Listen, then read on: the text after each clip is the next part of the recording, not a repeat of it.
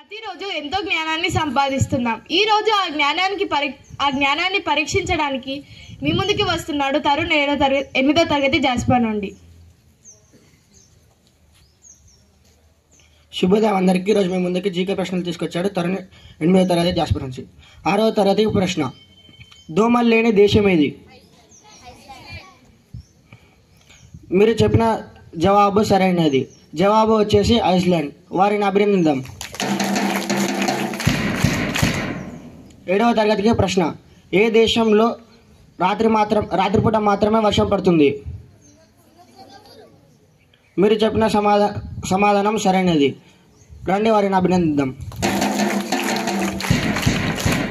8వ తరగతికి ప్రశ్న, కుక్కలు లేని దేశం ఏది? మీరు చెప్పిన సమాధానం సరైనది.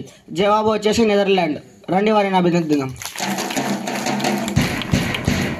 9వ తరగతికి ప్రశ్న, గులాబీ రంగు చెమటను ఏ జంతువు విడుస్తుంది?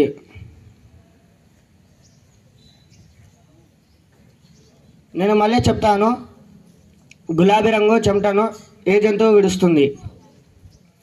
మీరు చెప్పిన సమాధానం సరైనది. సమాధానం వచ్చేసి హిప్పోపటమస్. ఓపెన్ క్వశ్చన్, తెల్ల ఏనుగులు ఏ దేశంలో ఉంటాయి? అవును, మీరు చెప్పిన సమాధానం సరైనది. సమాధానం వచ్చేసి థాయిలాండ్. రండి వారిని అభినందిద్దాం. ధన్యవాదాలు. ఎన్నో కాలుష్యాలు ఉన్నాయి. వాయు కాలుష్యం, భూ కాలుష్యం, శబ్ద కాలుష్యం మరియు నీటి కాలుష్యం. ఇవన్నీ మనం తినే ఆహారం మంచిది కాదు, మనం పీల్చే గాలి మంచిది కాదు, ఆఖరికి మనం తాగే నీళ్ళు కూడా మంచిది కాదు. అలాంటిది నీటి కాలుష్యాన్ని ఎలా నివారించాలో మరియు దాన్ని మనం ఎట్లా చేస్తే నీటి కాలుష్యం ఆగిపోతుందో, మనం ఏ పనులు చేస్తే ఎలాంటి పనులు దానికి దారి తీస్తున్నాయో ఈరోజు మన ముందుకు చెప్పడానికి వస్తుంది సాయి ప్రణీత్ 8వ తరగతి జాస్పర్ నుండి. శుభోదయం అందరికీ. ఈరోజు స్పీచ్ మీ ముందుకు తీసుకొచ్చింది సాయి ప్రణీత్ 8వ తరగతి జాస్పర్ నుంచి. మనిషి మనుగడకు గాలి ఎంత ముఖ్యమో నీరు కూడా అంతే ముఖ్యం. మనిషి శరీరంలో నీరు ఎక్కువ శాతం ఉంటుంది. ఆరోగ్యవంతమైన జీవితం గడపాలంటే మనిషి ఈ రోజుకు 2.5 లీటర్లు నీళ్లు తీసుకోవాలి. అయితే మనిషి ఇప్పుడు ఎన్నో రకాల ప్లాస్టిక్స్ చెత్తను నీటిలో వేయడం వల్ల నీళ్ళు చాలా కలుషితం అవుతున్నాయి. ఎన్నో మనిషి శరీరానికే కాకుండా నీళ్ళు వివిధ పరిశ్రమలకు కూడా ఉపయోగపడతాయి. అలాంటి నీటిని మనకు ఎన్నో రకాలుగా ఉపయోగపడుతున్న ఈ నీటిని మనం స్వచ్ఛంగా ఉంచుతున్నామా? ఎన్నో కోట్ల సంవత్సరాలుగా జీవకోటికి ఉపయోగపడుతున్న ఈ నీటిని మనుషులు మాత్రమే స్వచ్ఛంగా ఉంచకపోవడం ఆశ్చర్యకరంగా ఉండదు. ఎందుకంటే మనుషులు ఇలా నదులను పాడు చేయడం వల్ల ముందు తరాలకు నదులలో నీళ్లు తాగడానికి ఉపయోగపడక వాళ్ళు ఎన్నో వివిధ అవస్థలు పడాల్సి వస్తుంది. మనిషి తీసుకోవాల్సిన జాగ్రత్తలు ఏమిటంటే, బట్టలు నదులలో ఉతకరాదు, పశువులను నదులలో కడగరాదు, ఫ్యాక్టరీస్ నుంచి వచ్చిన వ్యర్థాలను నదులలో కలపరాదు, ముఖ్యంగా ప్లాస్టిక్స్ నదులలో వేయరాదు. ఈ ప్రపంచంలో 100% నీటిలో 3% నీళ్లు మాత్రమే తాగునీరు.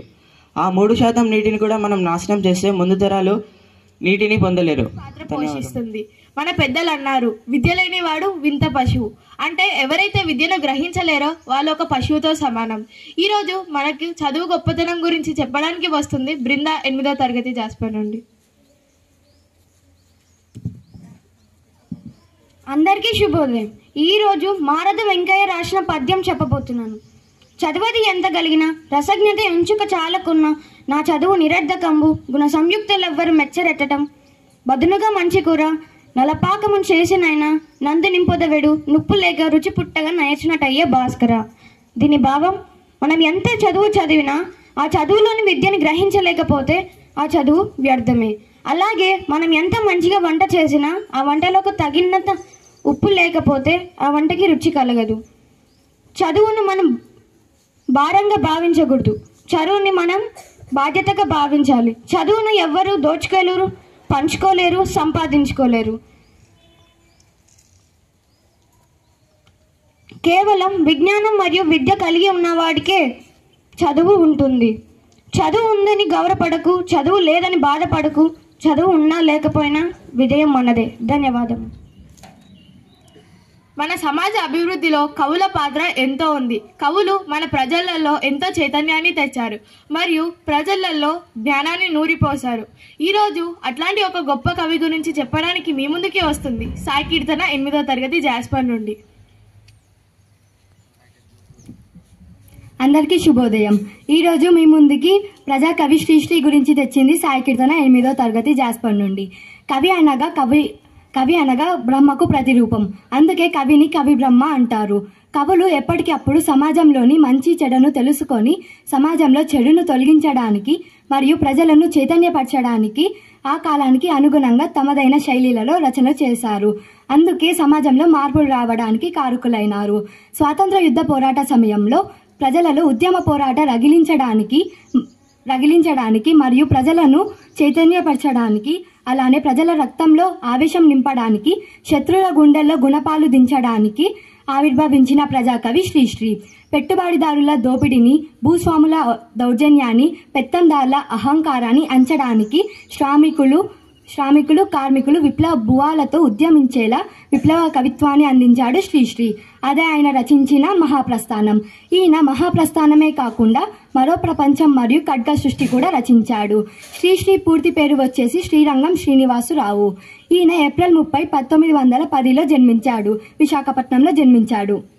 ఈయన రచనలే కాకుండా సినిమాలకు పాటలు కూడా రాశారు. ఉదాహరణకు చిరంజీవి నటించిన ఠాగూర్ సినిమాలో నేను సైతం పాటను రచించింది శ్రీశ్రీ.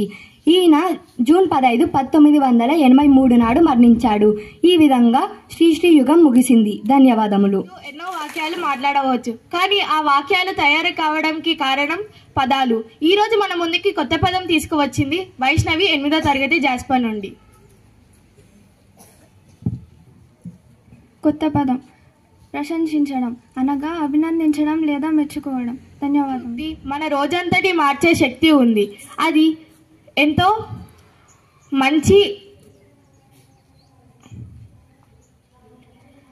ఒక మంచి సూక్తి మన రోజంతటి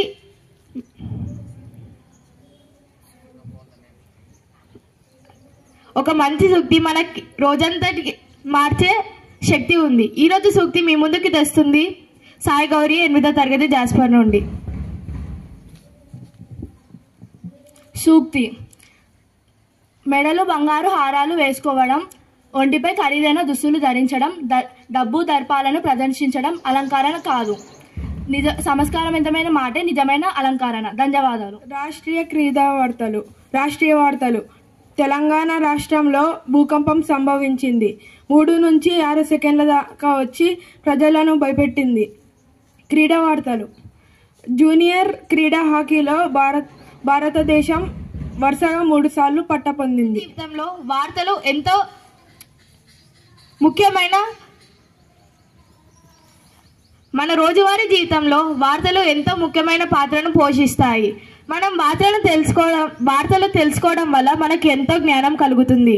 ఈరోజు వార్తలు మీ ముందుకు తెస్తుంది రాఘరోహణ మరియు వేదాంత్ 8వ తరగతి జాస్పర్ నుండి.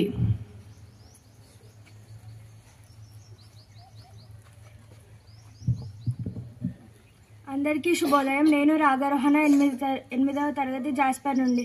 ఈరోజు నేను మీ ముందుకు అంతర్జాతీయ మరియు జాతీయ వార్తలు తీసుకువచ్చాను. అంతర్జాతీయ వార్తలు. అమెరికాలో కాష్ పటేల్ అనే భారతీయ సంతతి వ్యక్తి FBI డైరెక్టర్గా నమోదయ్యాడు. జాతీయ వార్తలు. భారత సైన్యం చేతిలోకి నాగాస్త్ర డ్రోన్. ధన్యవాదాలు.